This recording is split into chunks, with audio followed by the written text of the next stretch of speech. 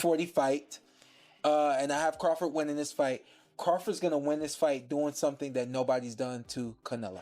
Okay. That's all I'm going to say. And it didn't take me going to camp to know this. Okay. If he doesn't fight the one way that he can only fight to win it, Terence Crawford has 6 ways he can win it. And my money will go on the man who has 6 ways to win it over the man who has 1 way to win it. Is that going to be the same version of guy that's going to show up in September? No. I mean, Canelo, he didn't look as fit as he did his last fight. He looked listless. He looked like he didn't care. He didn't have the crowd behind him. Shawn Porter opens with bold conviction, declaring that Terence Crawford is destined to outshine Canelo Alvarez. He insists Crawford's preparation is unmatched and that his plan will bring a level of sharpness never witnessed before versus Canelo. Porter insists Crawford's quickness, accuracy, and focus will smother Canelo, sealing what he calls a legendary display sure to be remembered as one of boxing's greatest and most commanding wins ever. Makes sense, though. If Crawford's going to win this fight, he'll surprise people in the fashion he does it in. Because a lot of people picking Crawford, they think foot speed and turn Canelo all night. And I'm like, nah, he's born victory? No, it's just he's definitely a lot better than the guys of the last couple years who have tried to beat Canelo that way, Billy Joe, Caleb.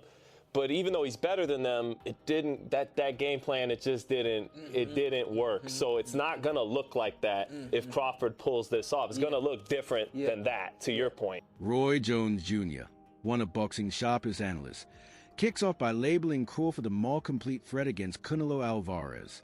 Jones argues that Crawford has half a dozen different avenues to succeed, thanks to his intelligence, variety, and talent to shift strategies mid-fight. In comparison, Jones says Canelo Alvarez relies mostly on applying pressure and landing his trademark heavy punches.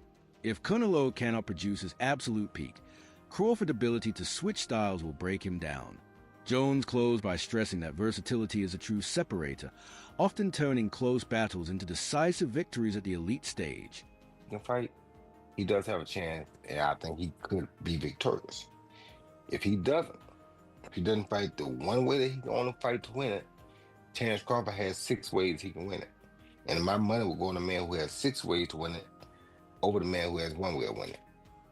So you think Canelo has to kind of fight the perfect fight, right? If he don't, he's in trouble. If he does, he should be all good. Let's talk about the weight a little bit, right? Because we all know everything you accomplished as a heavyweight. What is Terence dealing with right now? I don't think Terence dealing with much of anything because Terence did like I did as a heavyweight. He bulked up to the weight. He been dealing with super middles and light heavyweights in training. If you can deal with them in training, you can deal with them in the fight. So the weight should not even be an issue. Do you think Terence is that one fighter where he could accomplish what a lot of people are thinking is not doable? Is he that one fighter who's just wired and has that different DNA? He is, and not only to mention is he the guy that can, he's already done it. How many 2 or 3 division undisputed champions have we ever had besides Usyk is a 2 division undisputed champ? This dude is a 3 division undisputed champ already, and if he win this, he'll be a 4 division undisputed champ. We may never see that again. See, people don't like to celebrate the reality when it's happening. They'll wait till the person dead and they talk about it. This man is the only 3 division undisputed champion that boxing has ever had. And are we wondering, can he step up to a task? Really? Do you know who we're talking about? Comedian and boxing follower Aries Spears began by framing this fight as part of a bigger cultural story in boxing's history. He recalled how many times Mexican greats collided with African-American stars and how often the latter found victory. He stressed a mix of slick movement, timing, and reflexes that has long frustrated advancing Mexican punchers. Spears admitted that Canelo is among the most polished and toughest fighters of his era, yet he ended by saying the showdown may once again prove that speed, defense, and ringcraft tilt the balance when styles clash. You take a top-notch Hispanic fighter, put him against the top-notch black fighter, the black dude usually edges him out. And I'm not trying to be disrespectful to the Latino fighters, because look at the greats. De La Hoya, motherfucking Roberto Duran, Arguello, Felix Trinidad, what's my man's name? Chavez. Huh? So there have been legends, but 9 times out of 10, when the top Mexican legend takes on the top black legend, the black dude wins. Boxing and basketball is just something that niggas just, we got that wop wop that just, we edge you out. We edge you out. Duran lost to Hagler. He got knocked out so viciously by Hearns. The rumor is he's still waking up today. He lost he did the no mas with Leonard.